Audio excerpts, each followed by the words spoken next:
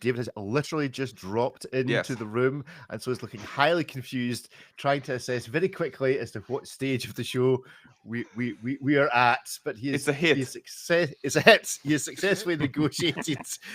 We are joined en masse this morning. Maybe I should have said en masse. We are joined by lots of people this morning, of which we weren't expecting Ariel because he's in Italy at the moment. There is apparently no connection, but Ariel is in Italy this morning, and because other meetings were cancelled, he's been able to join us. But that means that Pete and Kevin, who are going to replace him, are also still here. Although Kevin appears to have frozen. Kevin, you have an uncanny ability to sit incredibly still. Give us your best sitting still impression. Sit still now. Don't blink. It's a negotiation tactic for the dealers, you know. What kind of dealers? There's a man with no running seconds. Actually, it's a tactic I use when I'm listening to my wife. So that just always works. sit and stare. Right. Okay. No emotion. Got it. No Yeah, emotion, we'll see who joins in the chat this morning for us to do a sound check. But we'll take it from there. Right, we'll just launch into the show because just before we came in, Pete and Ripley were about to square go each other on a rather Actually, you know, the other thing I've noticed, everyone's wearing black. Has something happened that we're all mourning? That we've all got black The on? Pope died. America. He did. America. About that, Rich. America's dead as well, yeah. The Pope died for America. That's right. There's the Easter Pope died message for written my the wrong way America, I around. should say. Wait, did the Pope actually die? Because there was some 'Cause- smoke coming from the other house, but I thought that was just because yesterday was the 20th. I didn't think that was. Do they usually make that up? Has there been a false alarm? Wait, He's there's not been a few. dead! Oh yeah, there's been a few false alarms. Yeah, if there's been ever a few false fire at the alarms Vatican, over you better 2,000 hope. years. Yeah, there's been a few false alarms, including a period of time where there were two popes. Go figure that out.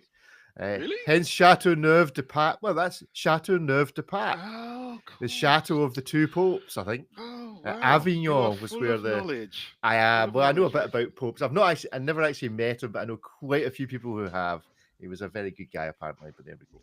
Right, let's clap ourselves in as we are wanting to do, and we'll get on with the show. So here we go. 3, 2, 1.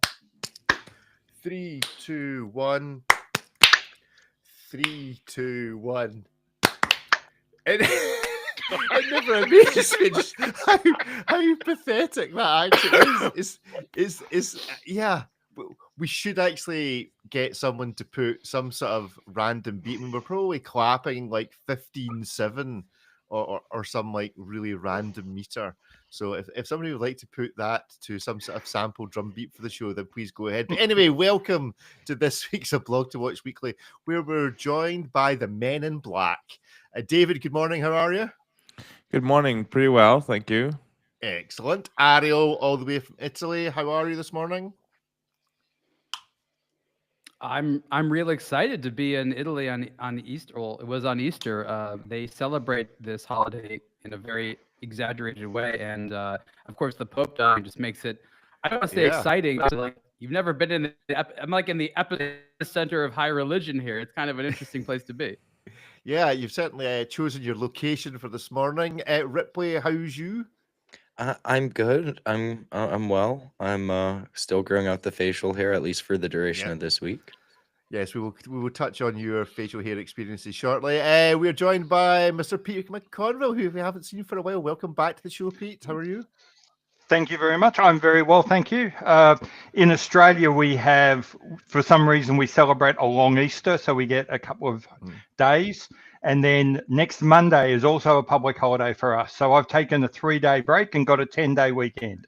So excellent. It feels like a win against beating the man, a win against the machine. It's very Australian. If you get the opportunity to take a 10-day weekend, you take it. Kevin, how are you this morning? I'm very well, very, very, very looking forward to today. Got lots on today and this week, so yeah. Excellent. Right. Well, we start off with two questions. One is, can you upset Rolex?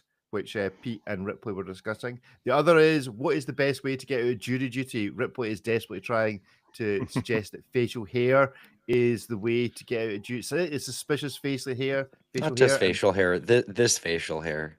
That particular facial hair. What I have cultivated over the course of the last week and a half. This particularly. So it's not just that the facial hair above the lip is all you can grow. It's that specifically that is what you are growing. Oh yes, I have shaved the mediocre growth on the sides. There's a little bit on the chin. What this says is I've intentionally tried to do this, and I've put all of my efforts in all of the wrong places. And I think that is exactly what you don't want on a jury. So I think a mustache says 1,000 words, and I'm here to go, speak the Iliad here with this. Was Dick Dastardly a character that Americans are familiar with? No, is that an American cartoon character? We'll get an image. Was he also trying to get off of jury duty? He certainly wouldn't have got on a jury, but there we go. Kevin, David, as facial hair exponents, let's give Ripley a hit, a miss, or a maybe. Oh my gosh, really? It's definitely a miss. Sorry, Ripley. But is it a hit for good effort? Is it a good David? It's a hit for jury duty. You're gonna go to one of those after that, who mustache knows? competitions to get a prize, and then he'll show you. Maybe just get a picture of Dick Dastardly up on the screen here for all those who are watching on YouTube. I'm just getting a random photo. I make apologies in advance for any text around about it. That's Dick Dastardly. It had Muttley, and who was the woman? Muttley. There we go. The wacky races. Wacky races, yeah. Wacky races, anyway. Those well, back in the I day. suppose, yes, the watch world is one big wacky race. When we come on to Formula One shortly. But Pete, Ripley, you were having a brief discussion about, before we joined the show, about can you upset Rolex? Let's continue that discussion. Yeah, I suppose my point was maybe it's different for me. I was maybe talking about as a relatively small, individual. Do they even acknowledge that I exist? And as a result, can I conceivably upset them?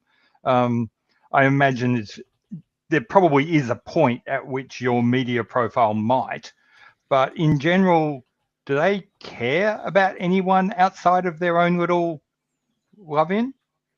Well, I think they care about, just like any giant multinational brand, they care about the individual consumers collectively. But I think the opinion of a singular person and, that what that person does is more or less irrelevant to them. They're kind of untouchable in that regard. But, they've built this reputation by actually caring about, what they produce, and what they produce, they do incredibly well at a very, very large scale. So I think they do really ultimately care about the customers. A lot of their retail efforts to make these desirable models more available and not just end up in the hands who go back of people who end up just selling them down the street for the profit is ultimately to cater to the end buyers. But in terms of, I think, what one person says or one person's opinions about the matter, I think there's very little that a sole individual could do to upset Rolex in a big way. Ariel, you ever upset Rolex? Yeah, probably. I wasn't trying to do it like Pete.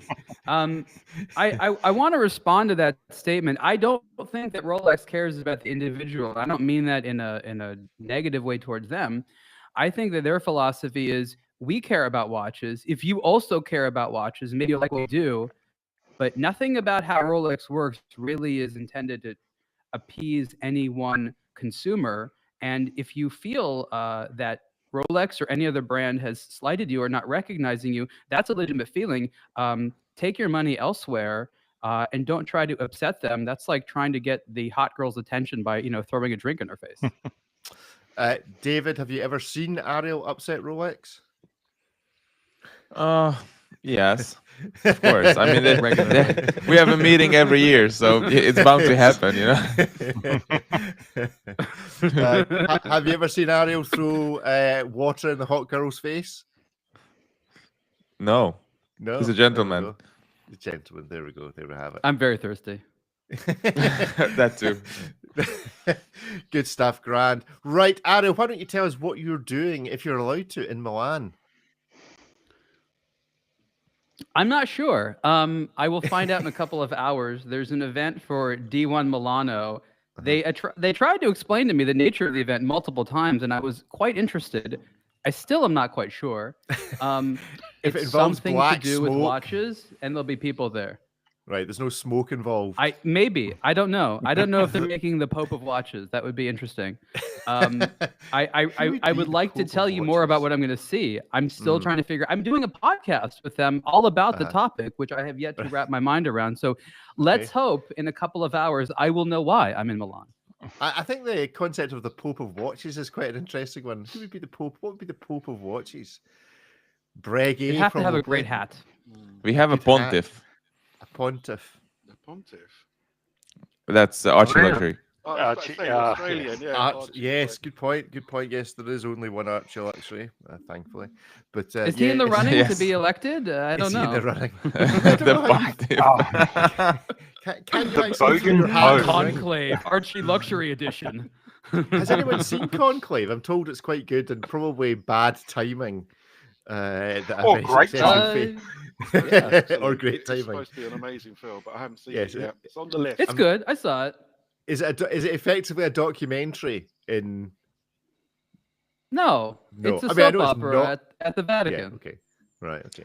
Cool. Well, let's see that all play out. So you don't know what you're doing in Milan, and when will you come home from Milan? Tomorrow.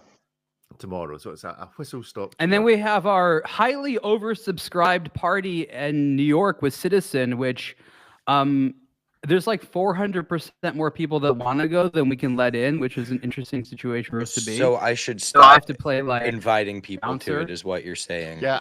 Okay. I was guess, yeah. told, Just yeah. earlier today, I was like, I did posted something on Instagram saying, "Yeah, come to this. This cool, super titanium's awesome." But Yes, I was okay, told. okay. Make sure you I mean, speak about I- it on the podcast. I want it to Apologies. be big. Well, okay, Yeah, I mean, you can. I mean, look, I have no idea if this exhibit is eventually going to be open to more of the public. Citizen has a few days of it, but I'm happy this is proving to be so popular. I just remember at the beginning of this, somebody was talking about titanium, and this entire event is about titanium. So if you are into titanium, come see what the Citizen is doing, because it's far more practical than Rolex's titanium. I got to say that. and has a far once longer you have a history. scratch-resistant titanium, yeah, never go back to like untreated titanium. It scratches if you sneeze.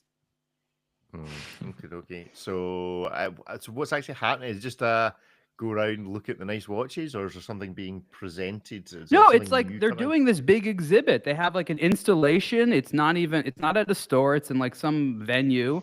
They're building out this big thing. I don't know if you remember at Basel World, Citizen used to have these very elaborate, beautiful booths. And I think they miss having stuff like that. So they're announcing a new color of their super titanium coating. It's like, I think they call it amber yellow. It's apparently supposed to look a little bit like gold. We'll see. But it's really another way of explaining to people what super titanium is all about. What I found, which is interesting, is that men like titanium and women don't understand it. And Citizen wants to sell a lot more super titanium watches to women. So the first thing is that women need to develop a relationship with titanium, which apparently is not as well developed as men's, esteem for the metal. So that's part of the thing, is to sit there and explain, hey, what's the big deal of titanium? Because even though maybe all of us understand it, I think the regular person doesn't understand why it's such an ideal watch material, and then what Citizen does to it, which makes it just that much more practical. So of the 400 attendees, do we know how many are slated to be women for this to work, or is it like 3? You want to know what? More than half of the RSVPs coming in were women. I don't very understand good. it, Excellent. but this is the most female popular a blog to watch event we've ever done. And Cool. I was suspicious at first. I was like, why do all these relatively young, hip women want to go to this event? But yeah, I mean, I can't let most people in, but yeah, You it know should why? be, if I do my thing correctly. What? You know why? Have you seen that mustache that Ripley's I'd like to growing? know why. It's clearly. Let's just zoom. I don't know No, if I they can highlight. probably It's have mistaken Ripley. my thin, hairless wrist and recent wrist shot articles as a female wrist, and we've garnered a large female audience among Citizen now. Look at how that watch looks on that wrist. It looks huge, but it still looks. I could okay. wear that. You may be right. We will never know. Internet popularity confounds me at this point. Yes, most things can find me at this point, but there we go. Right, first article for discussion. Wait a minute. Legibility is the most important part of watch design. This is an article from Mike. Don't know who has had a chance to read it, but the title is fairly self-explanatory. So on a scale of 1 to 10, David, how important is legibility? Of all the watches you've got, what percentage of the watches you own are genuinely legible, and others are like, yeah, I kind of just like the watch. I don't think twice about even just the prospect of buying a watch that is illegible. It's not a watch for me unless it has tons of diamonds on it. That's the only excuse. If it's dripping with diamonds, then okay, I will turn an eye there. But if you look at this Patek Philippe, for example, or this, it's ridiculous. It's like camouflage basically for hands, those dials.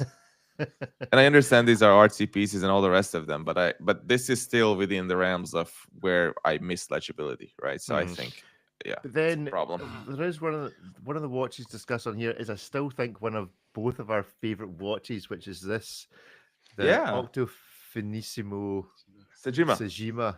Yes, it's still the coolest. I think this is still my favorite watch of the last 10 years. Thank you. Ariel, That's good. That's good. Legibility, good thing or bad thing, or doesn't actually matter.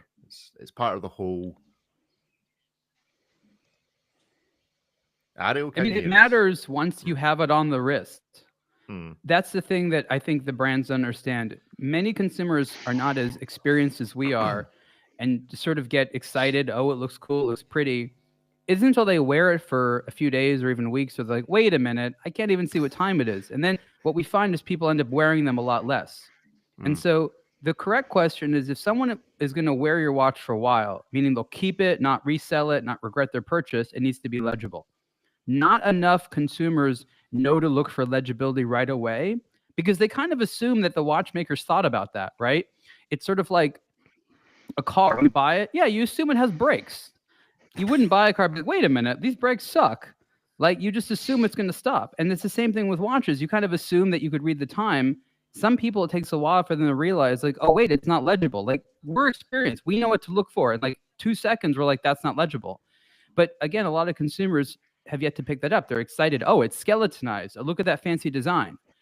I responded to this article in a comment. I've, of course, written about this years ago. And what I have found is that the most popular watches on the market are very legible. And so if you use that as sort of a baseline, you'll say that, yes, it's important because that's what people end up buying in mass. So yes, they might once in a while buy an illegible watch. Oftentimes they'll end up not wearing it.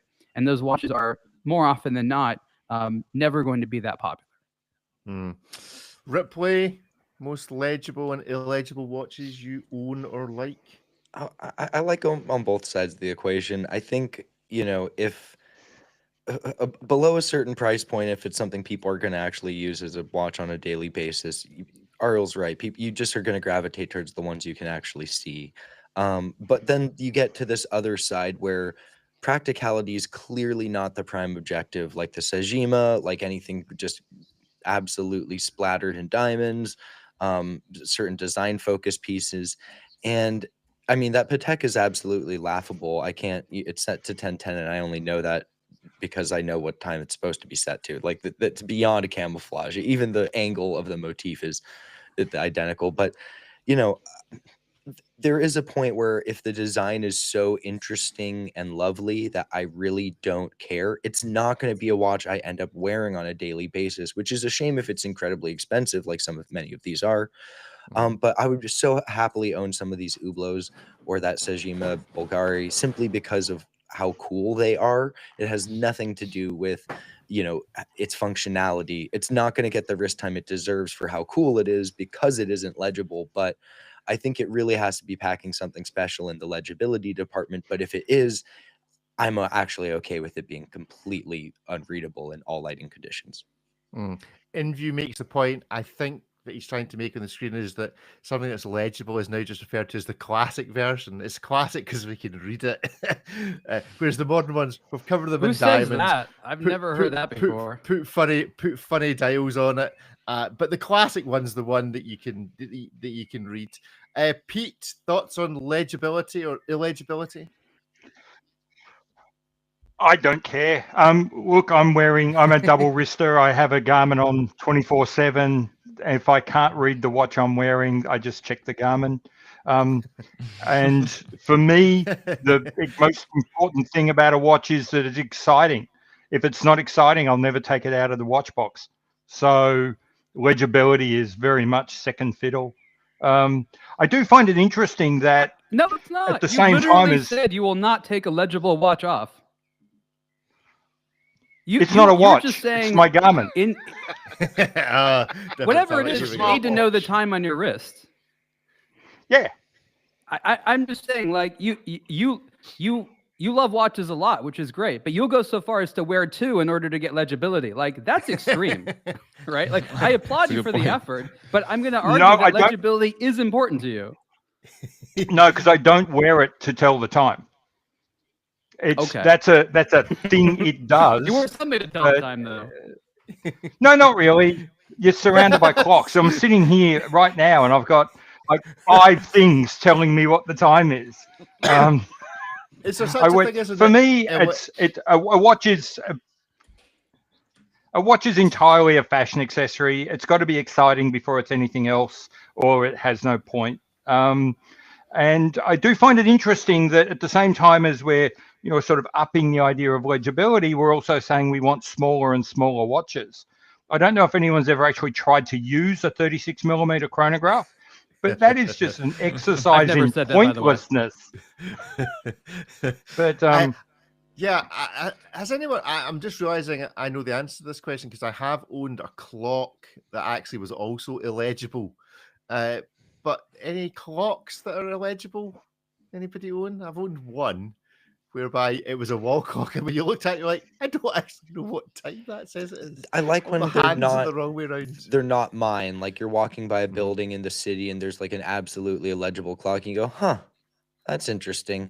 And you can just like look at your phone or watch or anything else to actually reference the time. I like it when you can appreciate it for the art perspective, but having an illegible clock in my house would be the most infuriating thing. You need it to serve one purpose. It doesn't serve the one purpose. You look to it as the reliable source for that one purpose, and it can't do that one thing. Let's test that theory. Kevin, how many of the clocks in your house currently tell the right time, or have you yet to reset them for British summertime? No, I've reset them. The only clock in the house, I technically you can call it a clock, is the clock for the oven, or is that? Yeah, that's the a only clock. one. And it counts. It's a clock, and it counts. So yeah, that's been reset. I generally are on the side of what Peter and Ripley have said. Basically, legibility is a second factor. It's about the overall design of a watch, which attracts me. I mean, I'm a big Omega fan, and one of the worst ones they've ever did was the Apollo 17 40th anniversary, which is totally illegible. It's basically a dollar as a dial. Yeah, the coin. The coin. You can't see anything. Hence, I've never bought it. But I'm still thinking about it because it's a different design. It's different. It's funky. It's out there, and that's what attracts me to watches. Anything that's different, anything is special. So it that let's talk about the Movado. I want to talk about the Movado effect of the museum dial. And obviously, everyone remembers the Movado museum dial was very, very popular, especially in the 1990s. And that's a different type of illegibility, right? That just has no markers really at all for the most part. And there's a lot of watches out there that don't have that. That for me is a little bit different than when they have markers and you still can't see them. But the sort of naked dials that mostly focus on some type of artistic representation, I can see where there's an allure there because some of them are legitimately very pretty. There's a lot of watches on the market that have no markers at all. And I like some of them. I lament that they're difficult to tell the time. One of the things that annoys me is it's difficult to set the time because I'm really quite sure, unless it's like right on the hour or something, exactly what time it is. So I also make accommodations for some of these watches because they are pretty, but can't help but be annoyed all the time I'm wearing them. But I agree, there's some very pretty watches that are hard to tell the time. Okay. So is it just that legibility is the first thing that goes out the window when you actually find something you really, really like? That's not. Is it like a tipping point topic? You really want something to be legible until you see the Bulgari Sajima, and then you go, actually, you know what? This is so cool. I don't care that I can't read it. Is it just? So this is my one of these rule. things, My rule it's is, got 100% can I see the importance, and then it hands? goes, If I can see the hands, I'll wear it.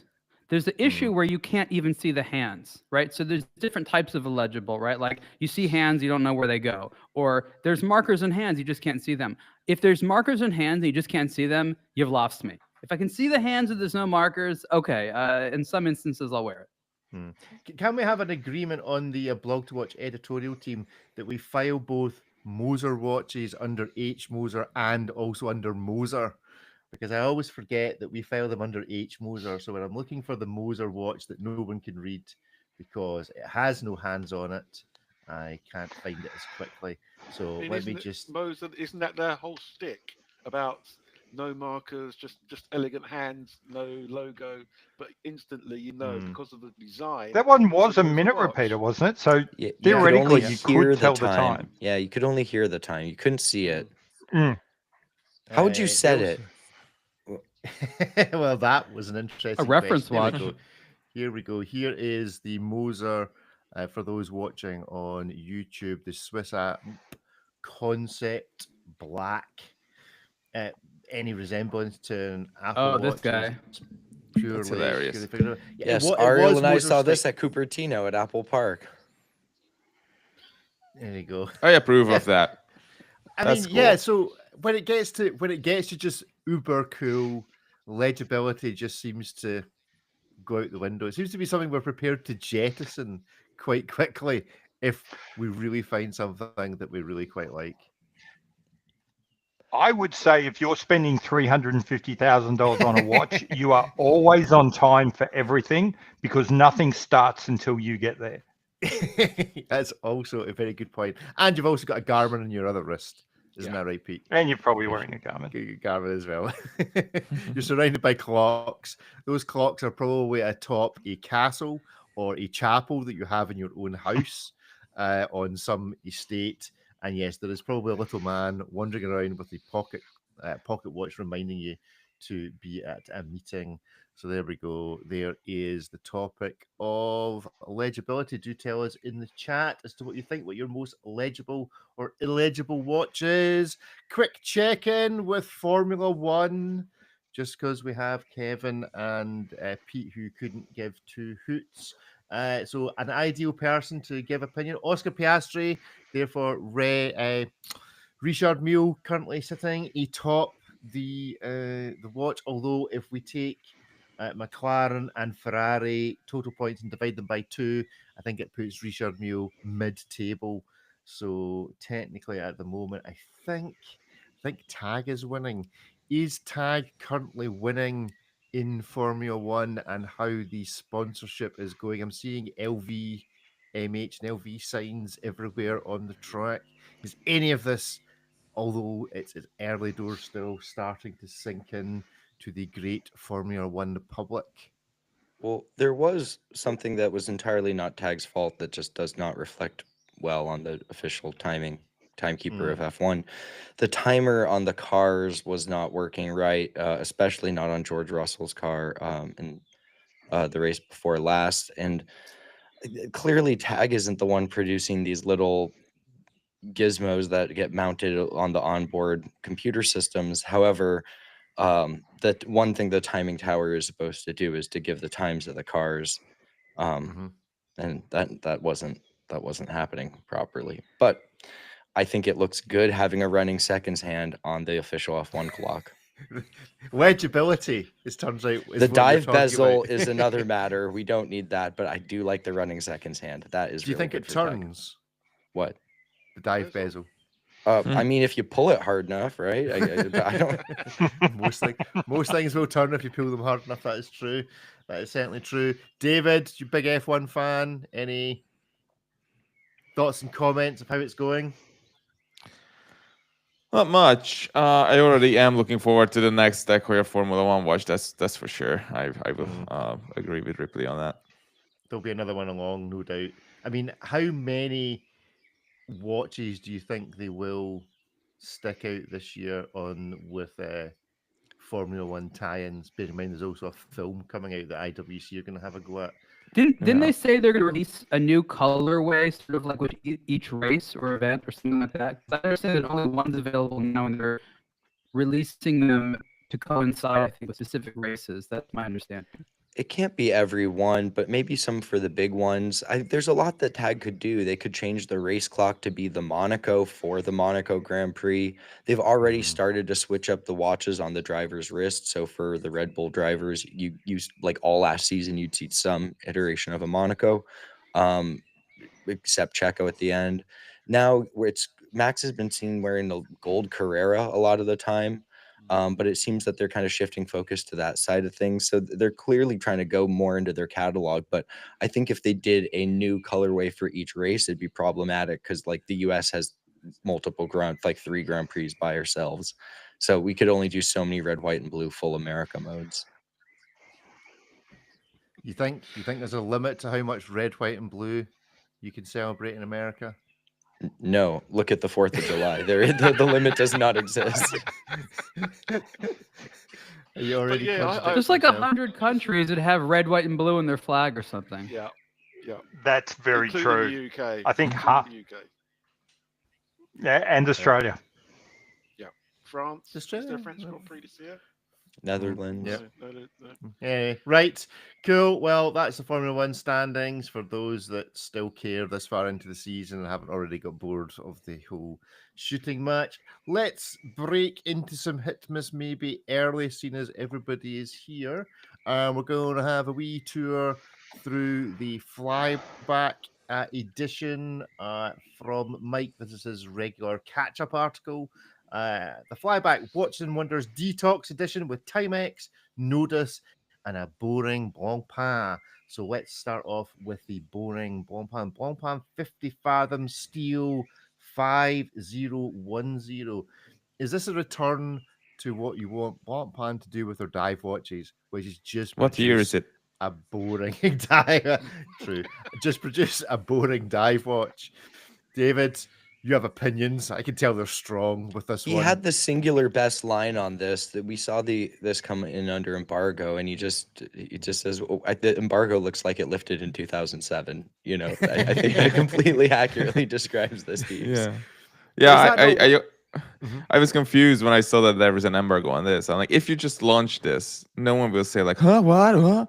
And if it breaks the embargo, let's picture that. Let's play around with that for like 2 weeks or a month. Who's going to copy it, or what's going to happen within those? Like, I understand this concentrated effort, for a launch or something like that. So for communication purposes, I understand an embargo, but all other purposes, it's kind of ridiculous for a watch that looks like again 2009 or 07 or something like that. Maybe they just hope that by putting the word It doesn't on look new at all, but it's still nice. The 50 It's Fathoms, nice. look, the 5015 is the big one. That's the 45 millimeter one. Then there was like a smaller 40. The 5010 is the 42. So it's sort of like a really good size. Nothing about this looks new, but this steel watch on the bracelet is still a really awesome watch. But It is new. indeed a Maybe nice watch. Maybe by putting embargo on the press release, they just hope that Revolution would break the embargo automatically and therefore get it more PR. Double PR. If they didn't say embargo, Exactly, you're right. PR. No one would write about it. There'd be no one writing about it at all. Embargo. Oh, let's break the embargo. I know what we'll do on the World's Most. I don't know. I like the fact that this is what you want. This is what you want Blancpain to produce: a boring 42 mil, entirely wearable 50 fathoms that makes you go, yeah, I'm not wearing a Rolex. I'm wearing this instead. So I quite like this, I have to say. Although the line in the article, this is a steel 42 millimeter 50 fathoms, and I'm only sharing it so we can all collectively shout boo to this brand. There we go. Right, There should be a brand called How much Nolex. is this? 18,000 US. Yeah, it's not Yeah. cheap. What? Not cheap.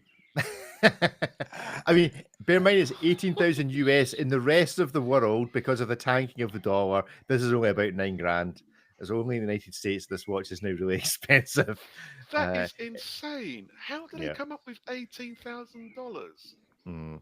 So they can Very so simple. when They discount take it feels the reasonable. brands they like Patek Philippe or Audemars Piguet, and then just say, how can we? what's a reasonable discount from that? It's because everyone else charges more that they think this is a good deal. All the executives at Blancpain look at the watches they're actually wearing in their wrist and decide what the average price of those is for the one that they're producing. Right. I mean, we joke, but Ariel's probably nailed it. I think that's exactly how they price these things. Yeah. I mean, right, you don't. Go on, I was going to say, watch designers don't sit down and design a watch in sort of isolation, and then they sit down. Then the accountants come in, figure out what that's going to cost, and say, "There's our price." Hold on, is David's point not that they didn't design this watch at all? They just like kind of just put the watch priced back out it again. Well, yeah, that was it. They priced it. They said, we need an $18,000 watch. Come on, designers. Inflation calculator, 2007 to 2025. Yeah. Right. Let's give it a vote. Is this a hit, a miss, or a maybe? 1, 2, 3, go. I think it's a hit. It's a maybe, a hit, a miss, a maybe. Right, David? It's a maybe from you. It's a maybe. For the reasons already discussed. Yeah, it's expensive, but if you think about it, it's not that expensive for Blancpain, and with the inflation and all the rest of it taken into account. Can you buy better watches for less? You always can, and at the end of the day, you will end up with an F91W from Casio, for $10. So we can play that game. I'm just going to share this because you'll find this amusing. Blancpain's homepage, the thing that comes out is this phrase: "There is eternity in every Blancpain." I think it's kind of rearranged. Every Blancpain has been around exactly the same for all eternity. It's the same watch. Eternity is expensive. Eternity is expensive. There you go. There's the tech. I wonder how far down. The novelties. These watches are the same. Wow. There we go. Yeah. Are you on Wayback Machine? Webarchives.org. Ariel, how'd you vote? Oh my god! I give it a thumbs up. It's not money I would spend. I mean, obviously, I'd wait for a nice, healthy discount, but this is a super pretty, classic, wearable watch. If you want like a high-end diver that is very attractive, the steel is very well polished. Even though this movement's not new, it's still an amazing performer. I would wear the hell out of this watch. I think it's really great.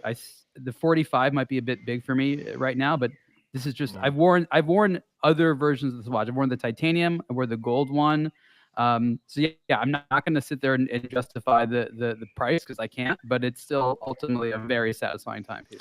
I do love the fact that on the website for those, whose alarm's going off?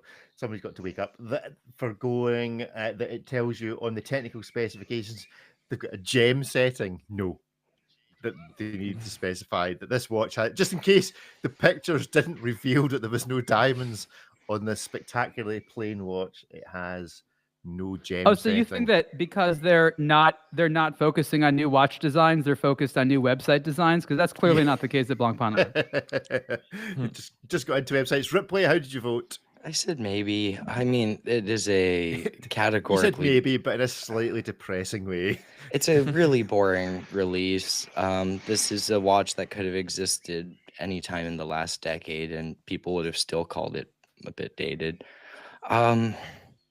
It's not a bad watch, you know what I mean? Like, they do make some pretty interesting looking 50 fathoms. They make some in plastic via swatch. Yeah, it's not a bad watch. It's like Rolex also makes a ton of boring watches that are great. So, this makes sense for Blancpain to offer. It's most interesting they didn't already offer this exact watch, but I mean, you can't give it a miss maybe on the price alone, but like it's a solid release at a good size. It's very marketable. It's expensive, but I mean, they make many worse watches. Pete, can you think of many worse watches? Kevin clearly can. He's giggling to himself already. Oh yeah, yeah. I think it's I'd agree with everything that Ripley said. The only thing is, I think all of that makes it a hit. It's a watch which is hard to get excited about because you all kind of assumed it was already out. But you know, the Blancpain's an attractive watch. It's well made. It's well finished. Comes from a good brand. Excellent movement. It's priced where this brand is likely to be. Yeah, I think it's going to be fine. It's going to be fine. Is everything going to be fine in the end, Kevin Roberts? No, I'm sorry. We're all doomed. It's starting with Blancpain. It was Blancpain was the final straw. Everything going on in the world, all the chaos, tragedy, death, and horror, and it was Blancpain producing a watch that it looked like they'd already been producing for the past 50 years that just tipped the world into Armageddon and chaos. We've all gone back in time. I mean, to be perfectly honest, yeah, it's a handsome watch.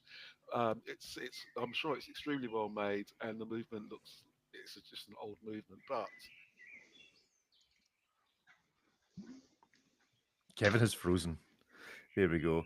£18 down the Rolex route, and if you got a Submariner grey market, it's still cheaper than that.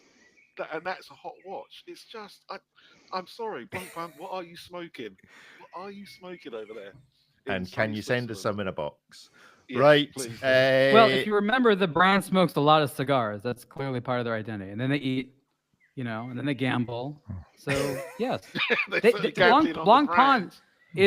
Blancpain's statement is, well, if you cannot afford it, I am so sorry. I mean, that's literally their attitude. It's fine. Do you think they don't care? They're like, our clients love this stuff. Do you think they make any money? All 12 of them. When was the last time Blancpain made money? When's the last time Blancpain or Breguet made a penny? I mean, let's be honest. Yeah. 17 something? In the modern, that's right, they've made money once. But in the modern world of economics, is that sustainable?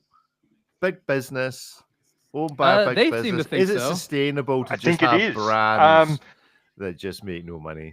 About this a number of times that a large number of the people that are in, a lot of the people that are in this are in it for reasons other than making money. People like Bugatti because they lose money. If Bugatti was making money, nobody would care about Bugatti. The excitement that they spend so much money trying to get their stuff to work and develop it, that's what's exciting. Like if Swatch wasn't making money, then there's an issue. So if you're a volume brand, you're not making money of an issue. But if you're like a very low volume passion brand, nobody actually wants you to make money. They want all of that money to go back into products. Okay. Well, so what's Breguet? What's Blancpain's excuse? Because they're clearly not putting all the money back into products. It's the same product. What are they doing with it? Just increasing the price, adding zeros. It's expensive. I mean, Mark Hayek is welcome to come on the show. I mean, he can come on and we can chat all about what he's smoking. That'd be a great conversation. Any watch executive that wants to come on the show is always more than welcome. So yeah, our doors are. Mark, we have open. a safe place for you here. You're amongst watch lovers. We may not agree with everything you do, but at least we can have a laugh about it. Anything. Yes, we can have a giggle about it. Right, let's have a giggle about Timex, the Timex 1995 Intrepid reissue. At least these guys say that it's a reissue. Now this is where I get angry. Yeah, no, I think this is a watch for Ariel to discuss. Go on, Ariel. Tell us about it. You had the original, didn't you? Okay, so three of them. No.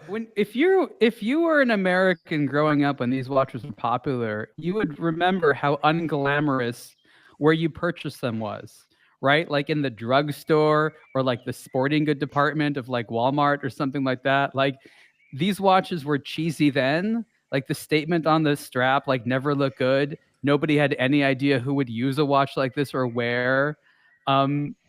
It was like a vestige. It was like somewhere between the new technology era and the past, and it didn't really fit in. It was like, I remember kept thinking to myself, why doesn't that person just buy a digital watch? Like it's not a pretty watch. Just get a digital watch that will actually be the tool that you want it to be. So for me, this is always for like stubborn people that really want a digital watch but can't give up hands. That's really all this is. Can't give up hands. Yeah, I'm assuming that this picture from That's the me. Timex website that's the original. That's Ripley before he grows. Look at that hair. Isn't that luxurious hair? That's like your hair, David. You're that's. Is he that's- supposed to like hold a phone, but he's not?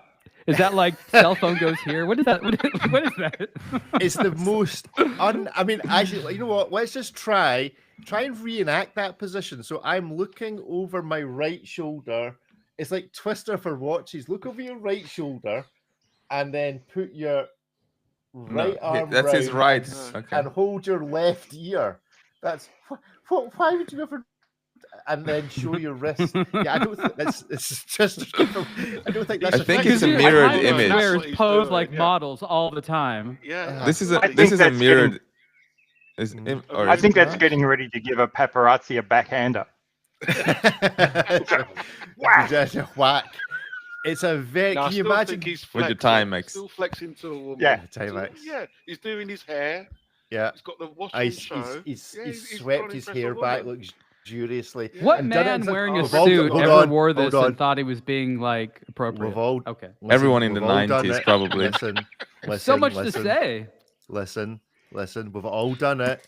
We've all brushed our hair back or adjusted what we were wearing in such a manner that flashes our sleeves up our To wrist show off just our to show Timex. off our watch, just to show off our. Maybe not a Timex, Yeah. maybe not a Timex, but we've all done it. We've all gone. Oh, I'm just going to show this person that either I've got a fancy watch on, or I'm. This one guy's of going them 'cause around they've got a saying, fancy "Do you watch have on." Indiglow? Do you have Indiglow? I have Indiglow." It's the fact that it's a picture taken during the day. Sure, that kind of defeats the purpose of Indiglow. Like, you need a shot of it at night, presumably. Mind you, at night this guy's probably a stalker, so maybe not. That hair and that suit. We can keep making fun of this. We can go Yeah, on the yeah. entire show. There's so much Isn't that to say supposed about to be this. RFK Jr.? I think it is. Is Indigo not like that? Presumably, I would have thought he was the kind of guy that was against Indigo for completely superfluous and unscientific reasons. But he says he was the kind of guy. Indigo, no, not touching that. That's magic. That's witchcraft. Indigo, witches. There are witches here. Anyway, right. Let's give it a vote. A hit, a miss, or a maybe. Of course, it's a hit. 1, 2, 3, go. It's a cheap watch. Ariel's giving it a miss. So is Ripley. This is ridiculous. Kevin's frozen. So who? Or maybe he's not. Maybe he's just sitting really, really still again. Right, David. Oh, it's always a hit. I love Indiglow. I like hands. I think it's a cool piece. Maybe a little bit too large, but it's down my alley. Pretty I good want stuff. all the I like hands it. down my alley. That Yes. that could no, of course that can never be. Or yeah, your explanation of this was exactly, or description was exactly me. That's me right there. Like it. That is my hair and my right hand over my left shoulder playing. I wouldn't Twister wear it with with a watch. suit. Wouldn't wear it with a suit. What's the most inappropriate? It probably is actually the most inappropriate watch you could wear with a suit. You're wearing a suit to a wedding, and you've got a Timex Indiglow on. Everyone knows Ariel. who the psycho is if you wear this with a suit. as at the wedding reception, the guy hands you a business card with both hands. Says, "Here's my business card. Have you noticed it also has got Indiglow on it?" Right, Ariel, you voted no. This watch was from an era where people still had to buy a watch to tell the time. And so this was an inexpensive, sporty watch that you got because you're like, well, I need something to tell the time. It wasn't pretty back then. It's not pretty now.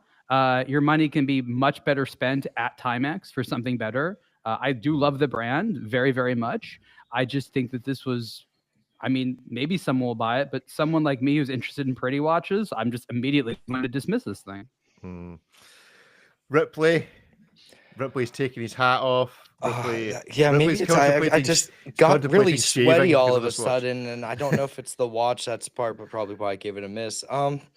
It's not a very good looking watch. I think there's other better implementations at Indiglow. I guess it's nice if you want to wear this with a suit and have access to the time as you stalk whoever you're stalking, as this man in the ad clearly does. But I don't. It's just not, compulsively touching your ear. yeah, wiping the blood of your victim off. It's just not the watch for me.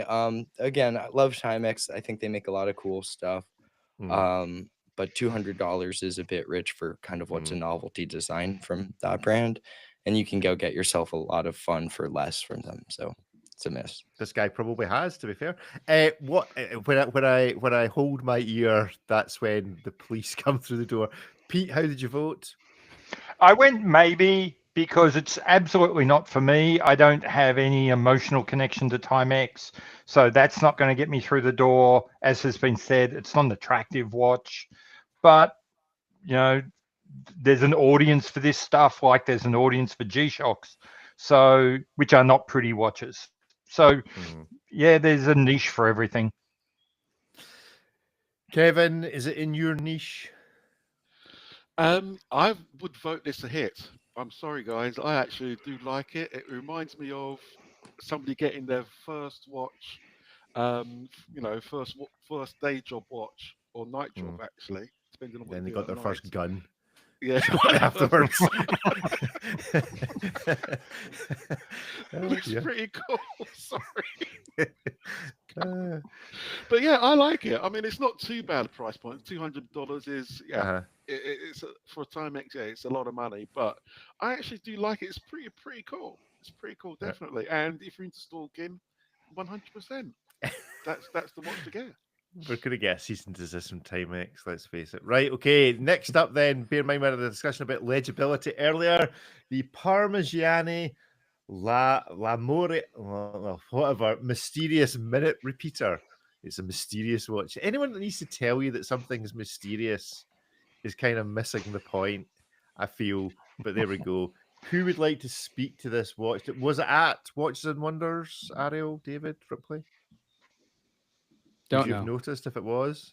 No, We it's didn't too see mysterious. It was so mysterious. Yeah, it blended into the carpet. I can imagine the carpet, because the carpet at Watches and Wonders is kind of that strap color. It's kind of that A little bit. taupe, I do like the strap color though. That is a fine nude strap color. nude strap Nude. color. Right, okay. So it is a minute repeater. Let's go to the Parmigiani website and see some more about it. Amoral? No. L'Armorial. L'Amorial. It feels like there's too many letters there. I'm assuming it's supposed to be like memorial, like it's a rememberer because it repeats. I don't know. Much like if you've eaten too many beans, it repeats on you. Right.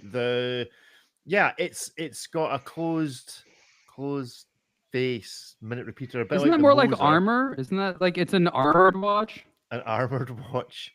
Yeah, it's pine cones. There's pine You're cones on the protected from website. seeing the time. There's pine cones. Yeah, for those that never want to. Oh, there's a video. Let's play the video. Let's try and turn the noise down because I'm going to have horrible music with it. So there you go. While the 43 second, you're going to spend 43 seconds. Let's see how much time of the 43 seconds is actually with the full watch. Nope, we're not seeing the full watch yet. Not yet. We are 12 seconds where you in. read the time. Still, we're 12 seconds No, in before the those are the hands. No, yeah. There. Yeah, Those I don't know little what that is. peripheral letters are the hands. Little peripheral letters. Is there? But Is there a little thing? Is yeah, on the or- back of the watch. You see around. Yeah. Those are the Oh, hands. That's it. Where am I looking? Where am I looking? This is. Okay, it's on the back of the watch. All right. Okay. I need to see the back. So they've not actually shown us how you tell the time on it yet, other than the minute repeater. No, and it just. No, they fades. have. It's just very. They have. mysterious. Yeah, Oh, there right, you go. okay, so- Hours. There you go. See, there's Yeah, one of the hands. Jenks. That's our hands. Hours. Right. And then okay, there's so another what's one that this? says minutes. There's another one that says minutes. So we need to stop this video exactly the right point. So there's an H. So mysterious. So is There's that one. Oh, there's an M. A little bit more. There it is. There it is. It's Legibility at its finest. You can't. It didn't ever actually show you a zoom out. Where for you full want it watch. most, on the back of a watch. The So target to tell- demographic does not have the near sight vision to make any of these letters out on this scale. It's impossible for them. What time is it? I don't know. Let me listen to it. That's why it's a minute repeater. That's right. But then, if you've got that bad eyesight, have you probably got the hearing? You need what it really needs is the Bluetooth connection between the watch and your hearing aid, so that you can actually illegible. legible. Yeah. so Illegible. Let's vote on this. Is it a hit? Is it a miss? Is it a maybe? 1, 2, 3, go. Miss, hit. Go on then, David. Tell us why it's a hit. It's a hit. I mean, it's an amazing looking watch, cool concept, neat movement. And if How I much like is it? the Moser minute repeater an hour ago with no hands, then I have to like this. Yeah, that's probably true. I'm now looking for where it appears to have disappeared off the website. In the process of me clicking on the Parmigiani website and then going back, the watch has become increasing. Oh, there we go. It's Objet Art. Does it tell you how much it is, or is there an online chat that I can have a word with It's a a lot. sales agent to tell me? No, there It's doesn't hundreds appear of to be. thousands for sure. Hundreds of thousands. No, it's not there. Yeah. Anyway, right. Life is too short to be unable to read the time on a wristwatch, according to Boris. Ariel, is life too short in general, and is it certainly too short for this nonsense? I mean, look, if they handed me one and say enjoy, okay. But like, it's not where my money's going. I don't have this fascination with minute repeaters like other people do.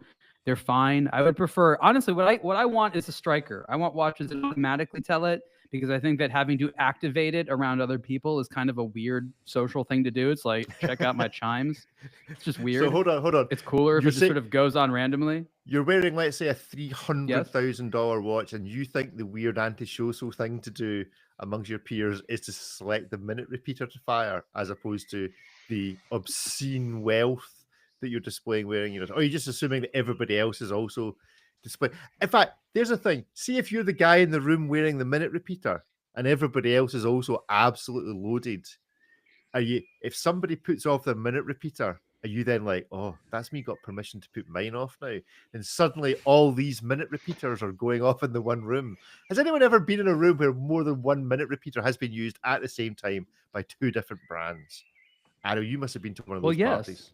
Yeah. Oh yeah. Where folk are literally showing it's off like their an minute awkward repeaters to form each of other. peacocking. It's a weird Yes. form of peacocking, and I'd rather it like be like more subtle. Like, I didn't mean for my striker to go off, but it is 15 past the hour. And then So there's the different the types bel of canto that repeaters. goes off. Well, the bel canto, you get a little ding, and that's over. Ding. And then meanwhile, the guy with the full Westminster chimes is still the playing the guy is- intro to the song, just going at it, you know? Yeah, the different trombones are things. going off. You know, the guy with the quarter repeater, Yeah. his ends a bit sooner than the full repeater. And then there's the Bonk, hierarchy to it. So when everyone We plays, need there's There the are one. fancy party. strikers. There are strikers that do all that. They're not all cheap and make one ding. I mean, like, I'm like the only one that doesn't like the bel canto because it doesn't sound exciting. And it's very rudimentary technology. But they have strikers that are as complicated as minute repeaters. They're just uncommon. And you're going to be really disappointed later this week when they release the best thing since sliced bread that Christopher Ward have got planned, which I assume is a tourbillon, is my Well, guess. I mean, Jacob and appears Co. that- has the thing with the whole music Oh, box where Kevin's seen it. it's, Kevin's you know, got some it- inside knowledge. Shh. I Go on, mean, Ripley. a Westminster chime is nice, but can you beat like the theme song to like Godfather or something just playing on There we demand? go. So what Yeah. is the progression's the wrong word. What is the league table? So we'll put the bel canto at the bottom, I think. With the ding. Oh, no, actually, the no, little maybe- ding. No, maybe it needs to be like your, I don't know, your Casio world timer that goes off. You can set the minute repeater to go off every hour or whatever it is. So that the Casio's at the bottom, then the bel canto. What's next up in the ring of minute repeater type watches? Kevin, if you're speaking, you're on mute. So I'm sure it's hilarious what you're saying, but we can hear none of it. So what's next in the rung? Well, there's the hour striker, so then it has to be I've got- probably a repeater, like a quarter repeater, something like that. But those are quite rare.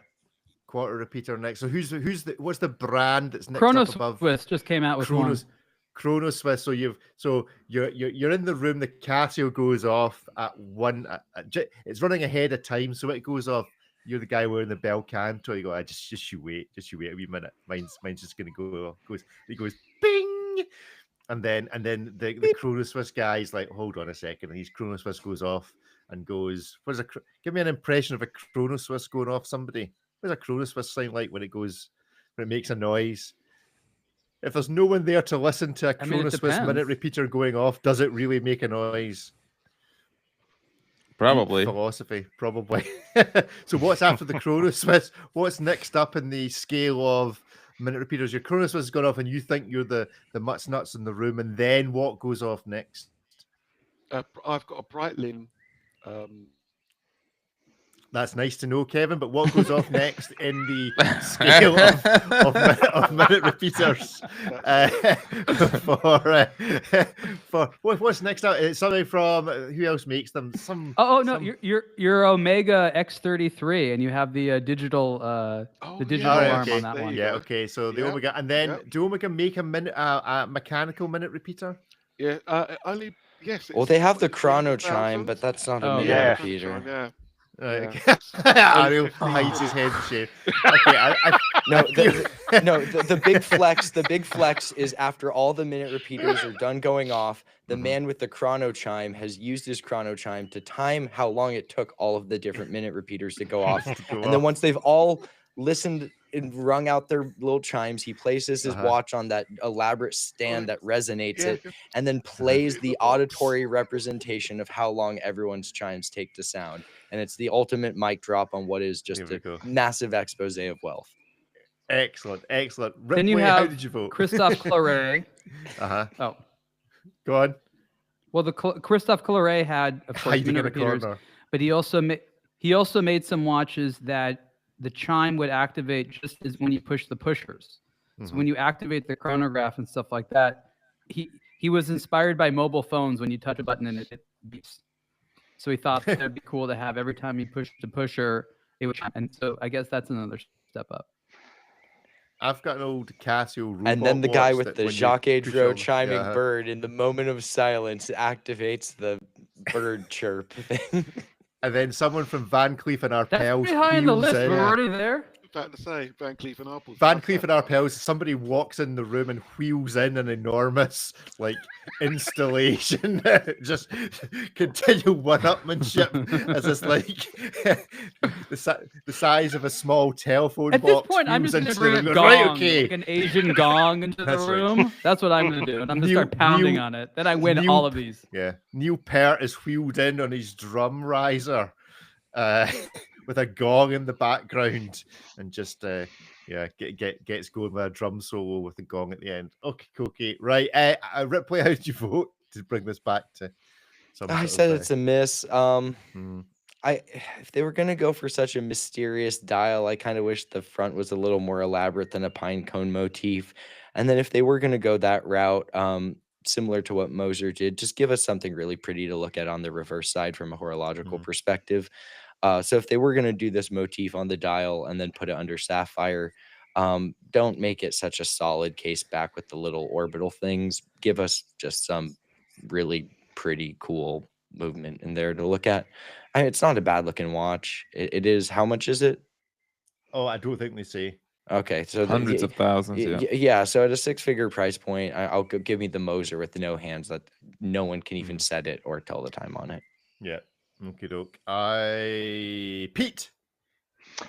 I quite like it. It's obviously I'm not going to buy it, but at this point, at this price point, everything's kind of getting silly, and I think it's silly in a pretty kind of way, and it's silly in a Parmigiani kind of way, and so yeah, I think I saw somewhere they're making like 5 of these or something. They'll sell 5.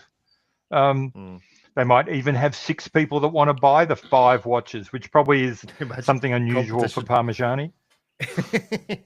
I'm intrigued by the slider. That slider appears to slide an awful long way on that watch to fire the minute repeater. Are most minute repeaters not quite sensitive? That looks like you have to slide it basically from 9 o'clock all the way down to about 7 to make the thing go. Feels like more like a pinball machine than it does a subtle minute repeater on a watch. Kevin, your thoughts on this? I voted this a hit. I mean, it's quirky, it's cool, it's certainly different. You're right about the slider. It does look extremely long to make it work. However, it's different, and Parmigiani are doing different things. They're going their own way. I'm sure I've heard that before. But yeah, that works well. Oh, that's yeah. generally, yeah. But I like it. I mean, obviously, was it 300,000? Nobody seems to know how much it is. Yeah, This we're is guessing. it's not your everyday watch. It's a special occasion watch just to meet up with your other friends who've got the Casio and other minute repeaters in the world, and just go from Yeah. there. But yeah, I mean, if you're wearing this watch and you're not around watch people, do most folk not just go, mate, you put your watch on back to front? What are you doing? What are you playing at? Why have you put your watch on backwards? What are you doing? but I have a secret. And then it you tells turn the it time. over, and then you Yeah. turn it over, and it still looks like you've put it on backwards. Anyway, right. Okay, a little bonus extra because we have a smidgen of time left, and that is from Jungens. The Jungens 1972 competition in black and white, because if you didn't want a Jungens in black, then you can always not want one in white as well. This is it's a bulldog type watch, 45.5 mil. This is going to be enormous. Any experience of these kind of watches? Do we like this design? The crown at 12 o'clock.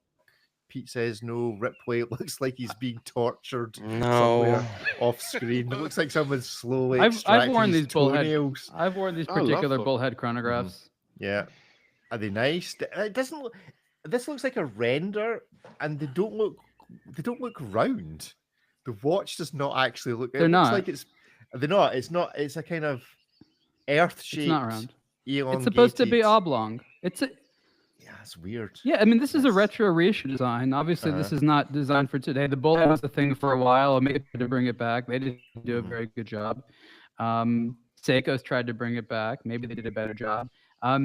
That's probably the worst part of this is the bullhead orientation. The rest of it is actually quite okay.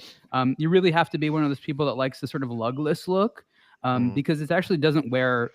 I mean, it is 45, but it doesn't wear as big as it doesn't have lugs. It's quite comfortable. It wraps around the wrist. It's a quirky racing style chronograph. That's really what it is, and it costs a fraction of what the other bullheads on the market would cost. I mean, we like Jungens a lot. They obviously have very low brand penetration amongst people, but solid looking watches. Okay, let's have a guess how many clicks we need to go on the Jungens website for them to be speaking about this. I have a guess. Ripley. 4. Let's test that out, and then we'll have a vote. So let's share the Jungens website, Jungens USA. Here we go. The home page is here. Oh, we've got a new product scrolling wheel, so maybe it's on here. No, so far in the whole new products in focus section, they do not focus on their new product on their own website. That's good to know. I can't even see. There we go. There's a pink one. Oh, that's a bull thing. There it The is. pink one was cool. Is there? The pink one's cool. There we go. 1972. Is that the same one? Four.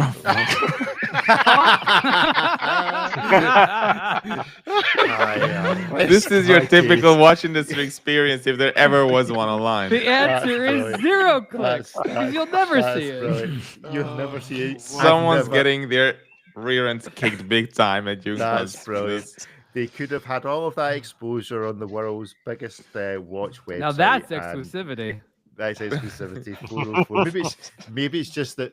Maybe it's of course also possible that they've got my IP address listed. You're going to talk rubbish and trash about it. We're not letting you even see it. I So only scroll wish there was a down chat. and see where it says 1972 on collection. Try that. 19. No, scroll down, see collection. This is There we go. Yeah. Oh, Yeah, there's different ones. Okay, now it's you have to confusing. turn these. Competition. Oh, there's one. Yeah. Okay. There's one there. 2008. Anyway, right. Let's give it a Time for vote. German adrenaline. Adrenaline. Right next to German sense of humor. Right, let's go. Hit miss maybe. 1, 2, 3, go. I'm giving it a hit. Just for pure comedy value of that 404. That deserves it. Right, David, how'd you vote? I voted a maybe. There was this review of the Apollo Gumpert car on Top Gear, and they said that they recommend that car for somebody who had a botched eye operation and they want a car that looks catastrophically ugly. And so if you had a Bosch eye operation and you want a watch that's ugly because you find it pretty, then this is the watch for you. It's the perfect watch for that. So I guess it's a maybe if you had a Bosch eye operation and you need an ugly looking watch. Yeah, if you're Great. suffering from cataracts and you're waiting in the queue with the NHS for a year to get your cataracts done, this is the watch There's the customer. for you. Yeah. Ariel, how did you vote? I'm not gonna. I voted a hit. I'm not gonna defend the prettiness. Obviously, this is a aesthetically challenged watch from various angles, though it is legible and it is comfortable. It's definitely legible. I have no That's idea the which of problem. the colors I would wear. People will see it I from just- everywhere. Here's why I gave it a hit. I want to see somebody out in the world wearing this and applaud them. It's like I just want someone to have the balls to wear this. Man, woman, don't care.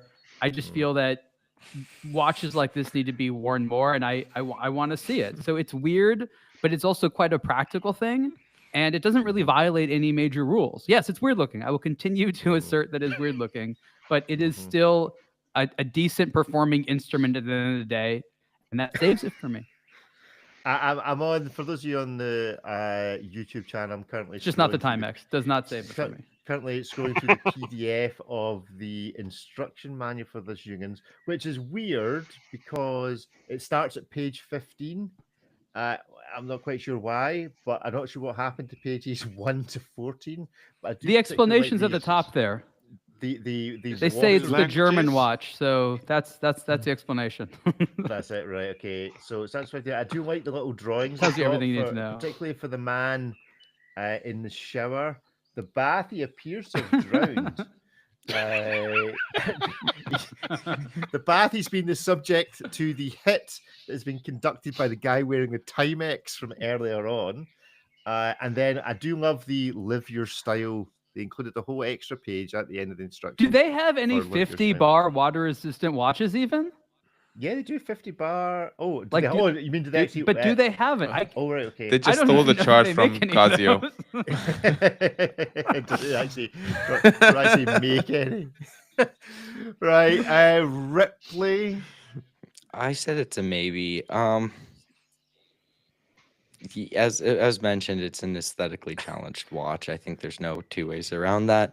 It's not going to be made poorly. It's interesting. It's not the same chronograph everyone else has for good reason. The size of it sounds borderline oppressive, but it doesn't have any lugs. I can't really wear bullheads. I'm really bad about hitting the 12 o'clock side into things. So I would murder one of those pushers in short order. But it's not. It's an interesting watch. So it's a maybe. Okay, dokie. I'm realizing we have a notice here. We might just need to have a quick chat with that. Right, Pete, very quickly. Very quickly, my wife used to work as a midwife, and when you had weird babies that had been subject to some sort of chromosomal test and it came back as all clear, the midwives would make a little note and put FLK on the paperwork, which stood for funny looking kid. And it was designed to stop other midwives coming in and doing more chromosomal tests. This is a funny looking kid of a watch. It's weird looking. The parents were cousins. So like every country's got those two areas of the country whereby you talk about folk marrying cousins. Where is it in Australia? Tasmania. Like, here it's Tasmania. Here it's like Norfolk. Really? Or the southwest. Yeah, it's farmer country. So Tasmania is where you marry your cousin. Right, okay. Kevin? Ariel seems strangely interested in that fact. Ariel's like, I love Tasmania. I didn't get that. I didn't get that vibe there as well. He's on the website. Tickets to Tasmania. How many flights you are there have to from bring your Milan cousin to with you. Tasmania? To figure out the population. No, actually, no. Yeah, one of the jokes is to figure out the population of Tasmania, you do a head count, then divide by 2. All right, okay. I see. Yeah. Kevin. bring it back on track. Yeah, the Young'uns 1970. Kevin's frozen. Kevin, where are you? We missed you. No, he's gone. I He's think here his somewhere. smile Maybe sums picked it up up, his right? phone. Ones. That sums it up. He's Yeah. yeah. Yeah, it's cool. Believe it or not, they are still available at Amiga, even though the last one issued was the Rio Olympics. So they obviously sold very well, Ariel. So if you still want one, you can still get them. I also like that they were categorized under Seamaster, as though that made sense. It wasn't The a Seamaster. Rio Olympics. It was a Wait, hold Seamaster. on. Yeah. How long ago was the Rio Olympics? That wasn't even the last cycle. 2016. Oh my God. Yeah, they made 1,972. No. Anyway, just They over really 1,000 couldn't of sell those. these watches. They were heavily No, they discounted. really couldn't. The Amiga bullheads were particularly ugly and They were poorly really thick as well. categorized. Really thick. But I still like them. They're quirky. I like quirky stuff. Okay, right. Yeah, Well, but this is like a third of the price, if not Oh even yeah, less. don't get me wrong. Yeah. This is a hit for me, 100%. It's quirky stuff. and it's cheap. quirky and cheap, just like me. Right. Very, very finally, absolutely finally, Notice Raven Trail Checker ACT. Oh dear. ACT Arctic Circle Trail. There we go. 103-mile trail in Greenland. So one of the longest trails in America, apparently. This 103-mile trail in Greenland, or soon to be. 39 Not and a half America mile- there's yeah, gonna come up against. The thing is, it's going to be embarrassing when the Americans come up against the might of the Danish military and get beaten by the Danes, because those Danes can be quite fierce. It takes a lot to produce that much bacon. You know, those guys are powered on the highest quality bacon in the world. Military plans and unsecured chats. Was that what our problem was? We just gave away all of our strategy. Whoops. So Notice Raven Trail Trekker. I quite like this, but do you gentlemen like this? Is it a hit, a miss, or a maybe? 1, 2, 3, go. It's a bit of a variety. David, why do you like this watch? I like a rugged looking watch that goes anywhere and is 3-figure priced, so a hit for me. Yeah, I mean, it's a good looking watch, and then it's even better looking when you realize it's 200 meter water resistant and $875. Ariel? I mean, it's fine. I don't know why so many names need to be included for such a ordinary looking watch. Like, it's very conservatively handsome. I don't see where there's multiple people being like, oh yeah, without them, we couldn't have figured out to color that GMT hand that particular shade of blue. Yeah. So it's fine. I think it's a bit overhyped in there. Notice makes a good value proposition. I'm someone who believes strongly in collaborations, but you have to look at something and immediately be like, okay, I can see why multiple entities were responsible for this. This watch did not need as much branding on the dial. Yes, there's a lot of there's a lot of margins not much margin to be divided up by quite a number of parties. Ripley? I said it's a hit. It's Notice case, Raven dial markers. I reviewed the original Trail Trekker, which was like a full kind of green gray case. Really wears nice, good size, good proportions. As David mentions, 3-figure price. It's a really practical kind of easy wearing piece. I like these. It's a solid watch. I've seen this one in person. Clean colorway. A lot to like on it. Clay that's on the screen is Lots of words. It's Notice and Raven collab, and then it's the Trail Trekker, but the Trail Trekker was the original greenish one. So then this one's the Arctic version. So you get a lot of names on the dial, but you also get a lot of value for the money. So it's hard to be mad at it. But here's where it fails. You cannot competently explain to someone in 3 sentences what this is. It has to begin with like, okay, well, let me explain what the brands are, and then let me explain this. Like, this is a story that you cannot clearly articulate, and the whole point of collaboration watches is that you can give it a strong elevator pitch. I mean, tell me, Ripley. Oh my God, there's a stagecoach on the back. I mean, how do you explain this watch in 3 sentences? You can't. Why is there a stagecoach in the back? It's just like they took a look at JLC and thought horses. Well, for the original one, you don't like playing Oregon Trail like a whole lot. Forge the river. Well, for the original one, it made a bit more sense when it was like the trail trekker. But now that we're in the Arctic, that should look different. That covered wagon would not fare well in the Arctic. Yeah, Still a hit, those- but change the case back engraving. Yeah, that's a bit weird. Pete. Again, you still haven't been able to explain it in 3 sentences, and no one can. Or like, Pete, you give can me give me 3 3 hours. sentences. I don't think I'd be able to fully articulate it. Right. That's a huge marketing issue. So it's like they're like, well, we're selling to the people that know. Who are these select amount of people who see this and be like, I get it. And then just as you think you've explained it, you then flip the watch over to reveal a stagecoach and go, yeah, actually, let me start that again. Pete, what are your thoughts?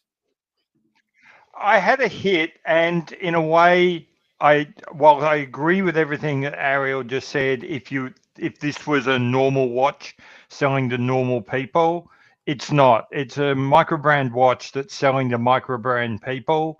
And so the microbrand people are all in the Notice and they're all in the Raven, and 2 of their favorite microbrands got together and put a watch out. They're not going to sell a lot.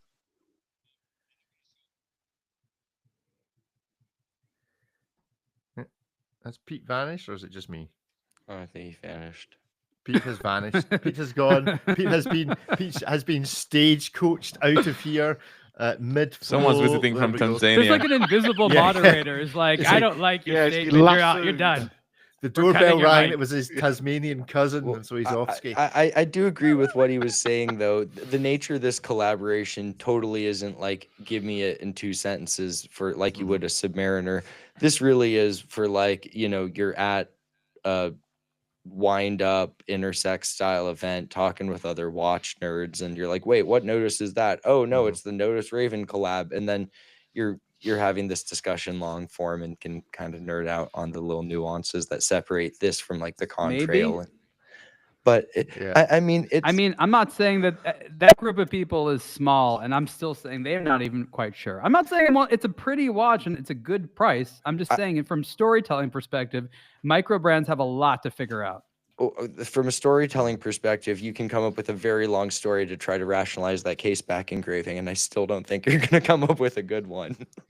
It's a covered wagon. It's the Arctic. It's just Trail. not cohesive. It's just not. This is the epitome of too many cooks in the kitchen. I hate that statement a lot, but this is perfect. There needed to be one person designing this and one person only. Yeah, I'm trying to let Pete back in because he is in the lobby, but it's not letting him back in. Oh, there we go. He's experiencing connectivity issues. Yeah, so the Tasmanian military's coming to get him. Kevin, while we see if Pete can get back in. I'll keep this brief. It was a maybe for me. I know nothing about these brands, but it's a good-looking watch. I love the loom, and yeah, it's Cool. not too bad for the money. Good. Right, well, that's us for our live show this week. If you are one of the 400 or so trying to get into an event scheduled for 100 in New York next week, then good luck. I think if you come with a lady, it's probably because that's the demographic that I. So bring your lady friend with you, or if you're already a lady, bring another lady friend. I don't know. I get We to that legitimately event, have and you will enough see- women for this event, and I've never said that about any other event we've done. But this one, like, call in all watch nerds, okay? I'll give 5 of you a spot. Good stuff. And all the best, Ripley, in growing. When is the big day, Ripley, that you decide? Well, I did not have to go in today. I do not have to go in tomorrow. I will then call again tomorrow and see my instructions and for Wednesday, and that will rinse and repeat throughout the week. What will be a big shame is if I don't have to go in, and all of this has been in vain, and only you guys get to see this amazing growth on the front of my face. Yeah, so I mean, I feel like that should be celebrated somehow. Oh Like, no if no! you Well, I don't- do we did have wear a- it to my. I mean, I didn't grow this since yesterday, so I had this on my face when I went to my fiance's family's house for Easter. So she was thrilled by that. And had they met you before? They're like you've married, Most what was he most doing here? have. I realized a couple of the significant others hadn't, and that's unfortunate. And But was it easier to explain what was going on in your top lip, or would it have been easier to explain this Notice collab? oh my god, I know it's in 3 sentences. I can tell you what's going on with the mustache. The case Okay. back. Yeah. So there's a covered wagon, and in the previous collaboration. Good stuff. Right. Well, thank you everyone for listening this week. Do join us. And now Rick's frozen. Oh no. In a week or so, watch Weekly Live and what? No, I'm back and watch some Extra Time. So there we go. But in the meantime, it's goodbye from all of us. Cheerio. Bye all. Bye-bye. Bye, everyone. Good. We're still live. Yes, I don't know where Pete's gone, but I think the Tasmanian Special Forces have probably descended. I know nothing about Tasmania except the little cartoon character, the Tasmanian devil, and the animal that it's based on. And so now that this is only the second thing that I can, target to know about Tasmania. Yeah, that's kind of a shame. We need a third in there to tip the scales. Well, Alex, who's in our blog to watch chat, he originally emigrated from Scotland to Tasmania, so and then got chucked out. So that's your three. That's your three facts. He got about chucked Tasmania. out? Well, yeah, I think so. Alex tends to get chucked out of most places eventually. Eventually he got chucked out of the sports group. Eventually he'll get chucked out of TikTok. And we'll probably end up that chucking him out guy? of- yeah. And we'll probably end up chucking him out I of... remember. of That doesn't those. surprise me, oddly. Alex, this one's for you. So there we go. Pete's coming back in just to say goodbye to the live show. There we go. Pete is back. The Tasmanian Special Forces did not manage to break down his door, so he is still with us. We are still live, although the official recording has stopped. So there we go. Hey, Pete. Grand. There he's back. Right, Pete. I could have sworn your name used to have an E on the end, or maybe that's just the way I've spelt it in my notebook. Yeah, that's just the way you've spelt it. My Is name it right? has never had an E on Never the had an end. E on the end. I think we need to put an E on the end of it. In the same way I that think David you has don't. underscores, the same way that David has underscores, Pete needs another E in his name. No, Rick's just from the UK. They like adding superfluous letters. Like, look at That's theater. right. Just put an A. We don't need one there. Why not? Color. That's because they're so close to France. It's all the French's fault, and most things normally are. Right. Well, thanks, gents, for joining in. Well, I think that is the you're, epicenter of superfluous letters. Let's be honest. Yes, let's face it. So, Ariel, what does the rest of the day look like for you? Well, lots of meetings, especially with D1 Milano, where I figure out what exactly is going on with their special exhibition. I'm looking forward to it. And then back to the United States for a couple of days, and then off to New York for the very popular event. citizen event. Good. Right. Well, enjoy yourselves. Thank you all for tuning in, and we will speak to you all soon. Goodbye. Goodbye, all. Bye. Bye, everyone.